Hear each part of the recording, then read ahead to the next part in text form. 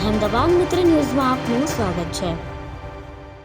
રાજકોટ ગ્રામ્ય એસઓજી પોલીસે જેતપુર તાલુકાના ખેરેસરા ગામમાંથી એક બોગસ તબીબને ઝડપી પાડ્યો છે। આ શખ્સ છેલ્લા 8 વર્ષથી કોઈ પણ માન્ય ડિગ્રી વગર એલોપેથિક પ્રેક્ટિસ કરતો હતો અને લોકોના સ્વાસ્થ્ય સાથે ચેડા કરતો હતો। બાતમીના આધારે એસઓજીની ટીમે ખેરસરા પીએચસી સેન્ટરના મેડિકલ ઓફિસર ડોક્ટર કેવિનભાઈ રાણપરિયાને સાથે રાખીને દરોડો પાડ્યો હતો। તપાસ દરમિયાન જાણવા મળ્યું હતું કે આરોપી છેલ્લા 8 વર્ષથી કોઈ પણ નામ વગરનું ક્લિનિક ચલાવી એલોપેથિક તબીબી તરીકે પ્રેક્ટિસ કરતો હતો। પોલીસે ક્લિનિક ચલાવતા નરેશભાઈ શાંતિભાઈ રાણાપરિયા પટેલ રહેવાસી ડુબરિયાવાડી અમનનગર રોડ ગૌશાળાવાડી શેરી તાલુકો જેતપુર નામના શખ્સને ઝડપી લીધો હતો।